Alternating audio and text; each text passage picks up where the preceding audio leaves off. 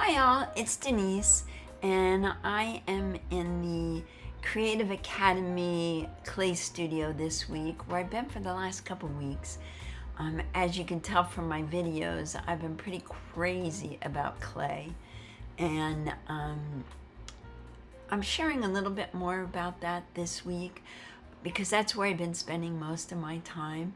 I haven't been in the studio painting very much because I've mostly been making clay pieces, something I just totally can get lost in and find some respite and relaxation from this really crazy world that we seem to be living in right now.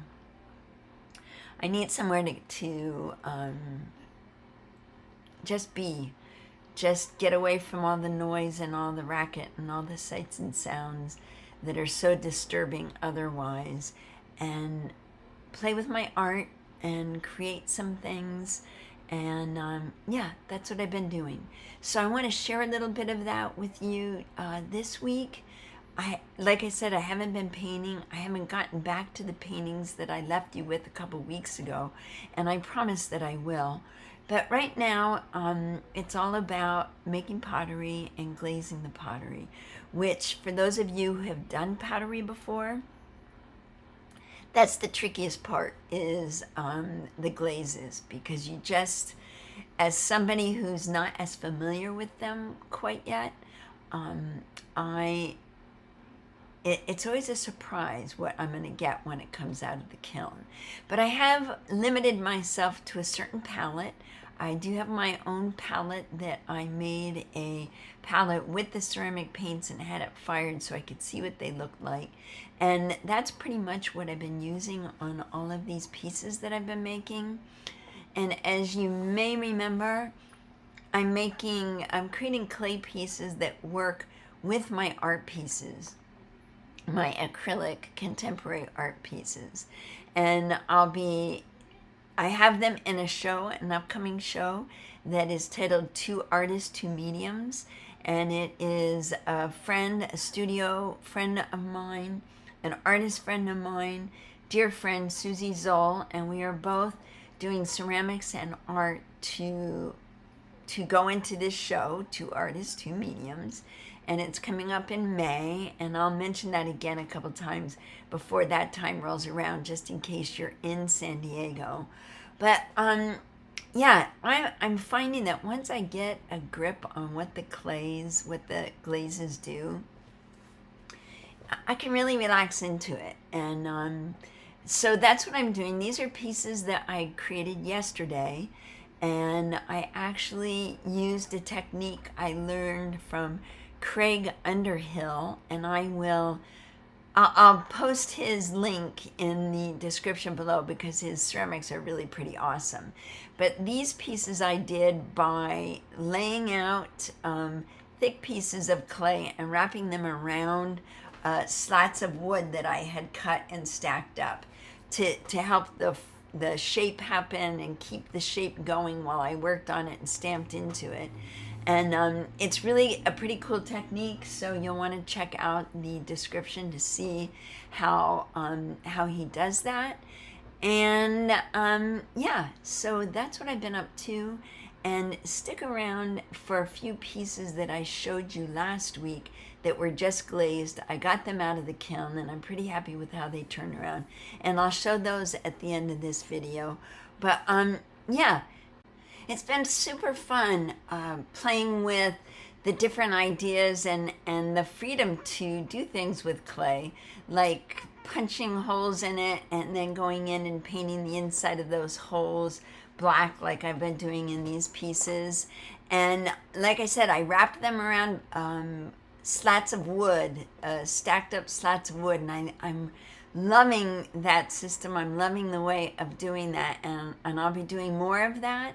So here are the two pieces that are painted and ready to go in the kiln. I won't get them out until next week, so don't know what they're going to turn out to look like, but I had fun making them, and that is really what counts. I'm so happy. So these are a couple pieces I showed you last week, and two of them haven't been in the kiln yet. This little guy in the middle, I just got out of the kiln, and this is how he turned out, which I really love. I intentionally put a slit in the front of him and then seamed it together with wire that could go into the kiln. And I'm loving the way that this turned out on the inside. And this just goes to show how crazy the glazes can be. These pieces are glazed and ready to go into the kiln. I kind of forgot what colors I was painting as I was going along. But when they come out of the kiln... Okay, here are a few of those pieces out of the kiln. Let me start with this little guy you already saw. I made a slash in this. I intentionally didn't mean for this to be used as a vase. I added the wire in and then went right into the kiln. And I love how it came out with a nice little green patina. Have my number 3 up here for creativity. But most of all, I love the inside pattern that was created by wrapping these pieces around chunks of wood to form my pot. And then when I pulled them out, it left behind these really great lines inside the vase. And once again, I love the inside of the vases being painted as well. I think it's really important, and it shows, it just shows a level of professionalism and finishing off a piece of art that I really enjoy. And I made these little blackbirds out of leftover black clay that I was using. And I'm really thinking that this little blackbird needs to be added right up on top of this pot. Can you see him? There he is. I think that I am going to add him onto this because he will really make sense with this little window with all the vines in it. And I'm going to go in and clean that up a bit, but I think that's going to be a really cool addition to that piece. So I've got that. Here is the large pot, and it's pretty heavy. I built this the coil method, and actually just this pot I used to do the coil method. But the thing that I really enjoyed about these was not only mixing the colors up, and sometimes I'm not really sure exactly what I'm mixing up or how it's going to turn out. Like this turned out pretty cool right here. But I'm using the same color palette, so I know it's going to work together. But what I really loved about this are these little marks in black that I did. I just used, I made a black glaze transfer myself and went in and was able to lay it on and just do some cool marks in the negative spaces just to kind of take up some space. Add something of interest without getting too much attention. So again, I love doing the inside of the pots. Really happy with that color combination. And then this was the big vase that I finished. I did like that on both of these pieces, I added the blue, which is not typically a color in my palette, but nice little touches of it was kind of cool. And again, I used the black transfer to create the little marks on here, and just a stamp dipped into glaze to get my little letters on. And I'm really, really excited. I always get very excited with how the glazes turn out. Completely different than what you may have planned.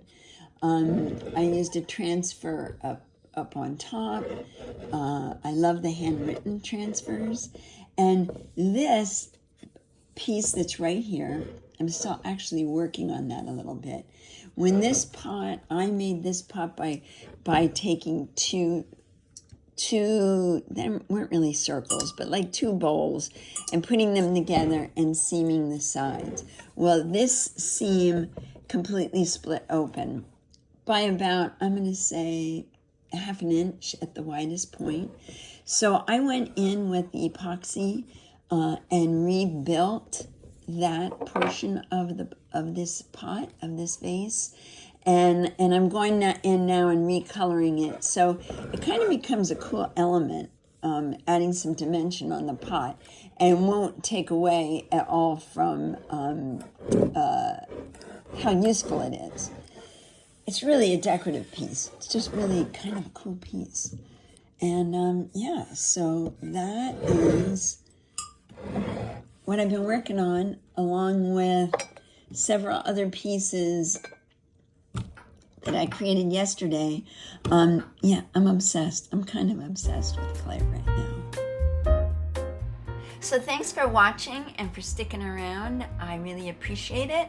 And next time I'm in the studio, in the clay studio, I'll make sure to get videos of actual techniques.